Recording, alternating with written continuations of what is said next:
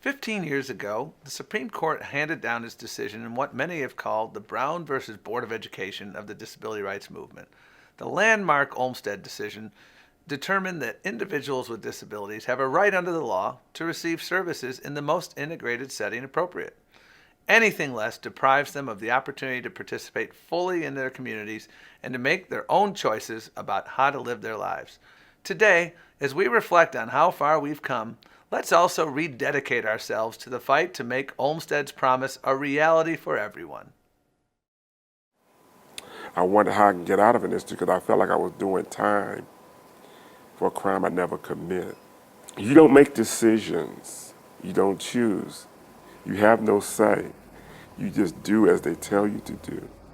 And if you didn't do, there are consequences.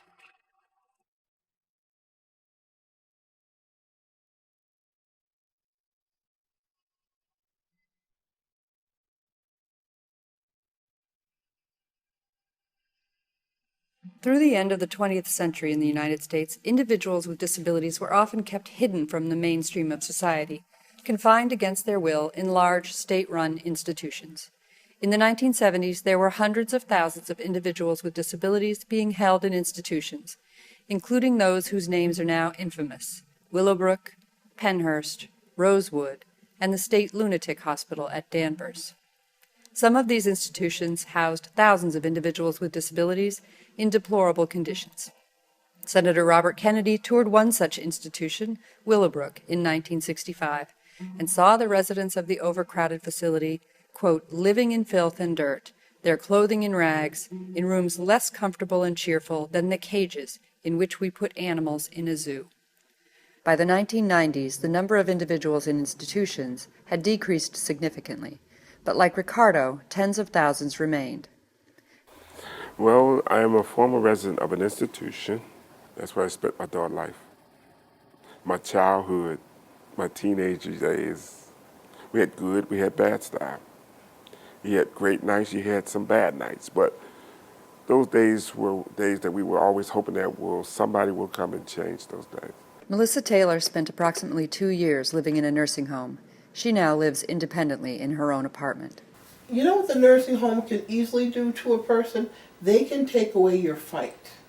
A lot of people are, how do I say this, very passive-aggressive overall. Some people, they blend into the woodwork. And if they didn't have someone to speak up for them, they would get lost in translation. Very much so. People are suffering and somewhat humiliated. They have very little dignity left because they're treated, they're not treated as human beings really, or individuals. They're treated maybe at best like small children. All of their decisions are made for them. Their days are, as I said, monotonous, and no choices available, so that they just sort of have to do as they're told or get in trouble. So the impact, you can imagine, is just dehumanizing, I guess, in a word. This institution had a lot of problems. One, you had mistakes on people deaths, medicine, things that we don't want to see. We don't want to see nobody looking like a zombie. I had a sister and a brother who also lived out at Forest Haven that we didn't even know. And my sister, who was excited to hear that she got a baby brother there, she would come and we would open up a relationship, we would talk and do some fun stuff. My sister passed in the place. I promised her if I ever got out, I would go out and I would change that by advocating that no one else have to live in a place like that. Enter Lois Curtis and Elaine Wilson, the named plaintiffs in the Olmstead decision. Lois and Elaine, who both had mental illness and developmental disabilities, had been voluntarily admitted to the psychiatric unit in the state-run Georgia Regional Hospital. Following the women's medical treatment there, mental health professionals had determined that each was ready to return to the community, but both the women remained confined in the institution for years, waiting. In 1995, these two brave women, with the help of Sue Jamieson and Atlanta Legal Aid, filed suit against the state of Georgia, under the Americans with Disabilities Act. Like each of us, Lois and Elaine wanted the freedom to choose how to spend their days. Their self-advocacy ultimately affected thousands of Americans with disabilities across the nation. What was really needed was an alternative to an institution, but not just getting out. What we needed was meaningfully supportive community alternative to the institution. And we decided to file a claim in federal court and raise the ADA as a possible solution. You have to understand that in those days, that was a new idea. What we had been using was state law, which gave people a right to something called a less restrictive alternative, but did not require states to fund it. And the state court would have no authority or power under state law to require the state to come up with funding for the community placement. On June 22, 1999, the Supreme Court of the United States delivered the long-awaited decision in Olmstead versus LC. In ruling in favor of the plaintiffs, the Supreme Court's decision was a tremendous victory for individuals with disabilities and advocates throughout the country. The decision was also the first time that the U.S. Supreme Court formally recognized that unjustified segregation of people with disabilities constitutes discrimination in violation of Title II of the Americans with Disabilities Act. The Civil Rights Division has really made enforcement of the ADA, enforcement of the Olmstead decision, one of its highest priorities. The division has reached system-wide settlement agreements to expand community opportunities for thousands of people who are living all across the country in several states.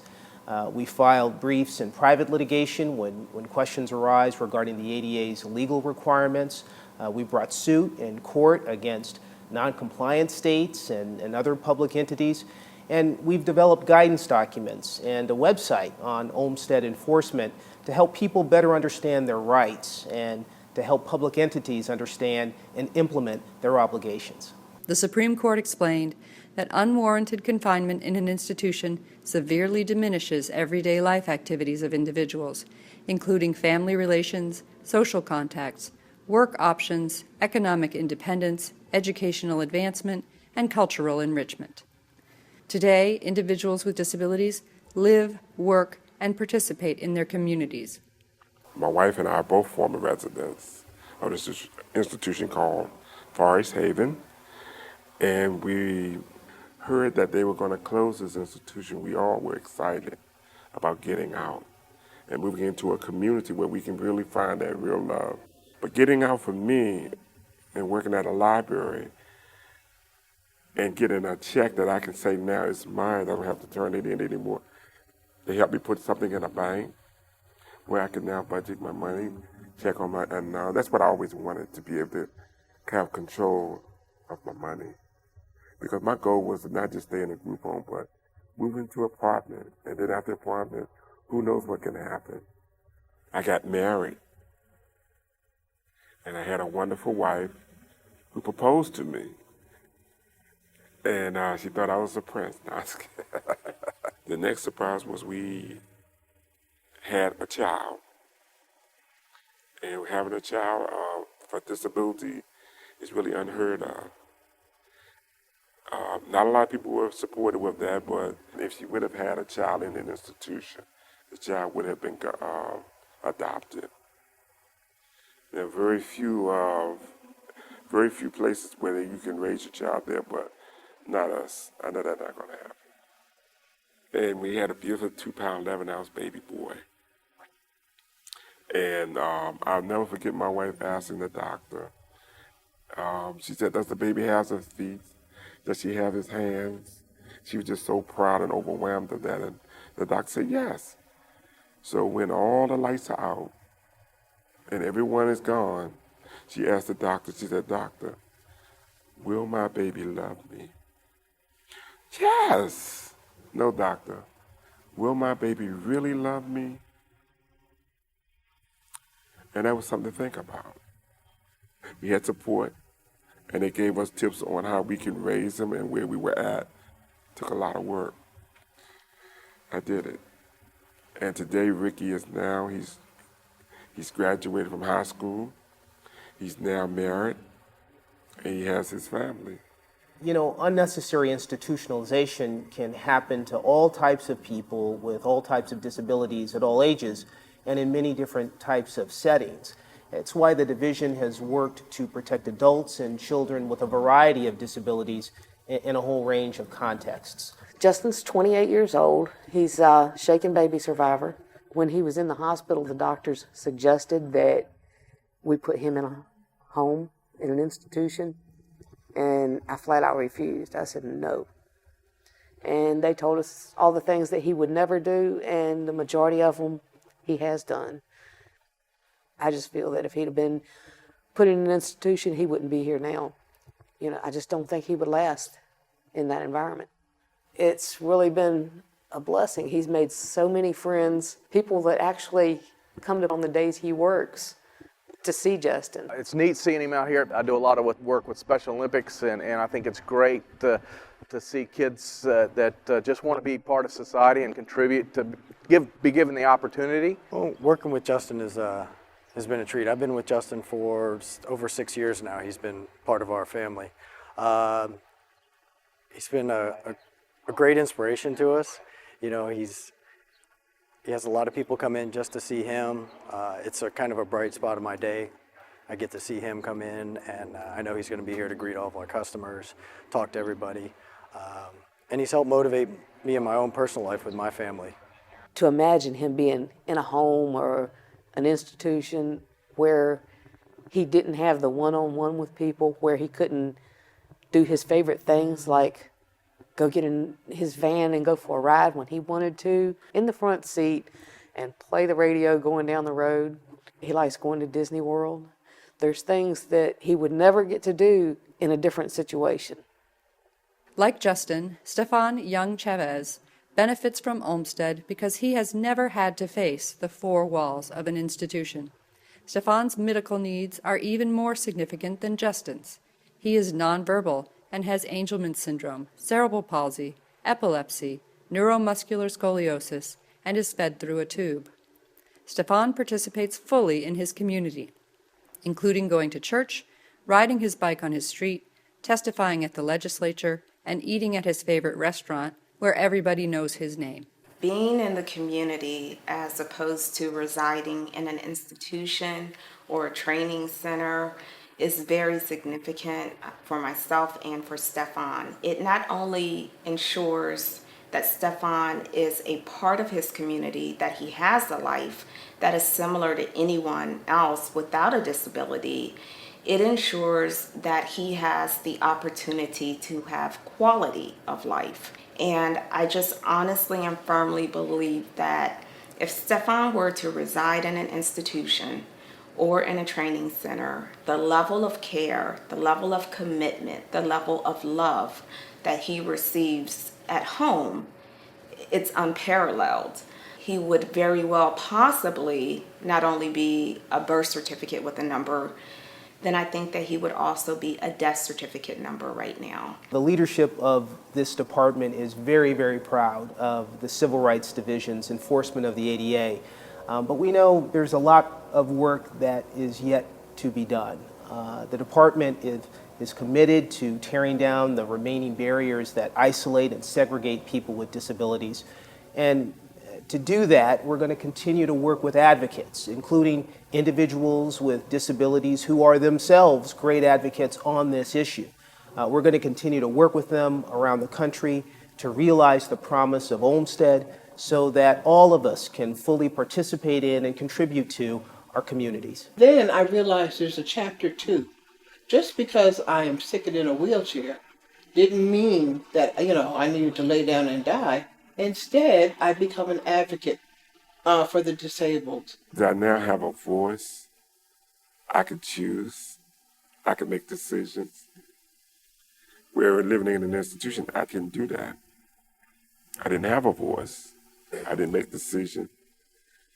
I depended on a system to provide for me. Now I depend on myself to provide for me. Because Stefan is integrated in the community, he is able to give and able to receive love and abundance by the circles of support that he's been able to establish. it's such a difference now.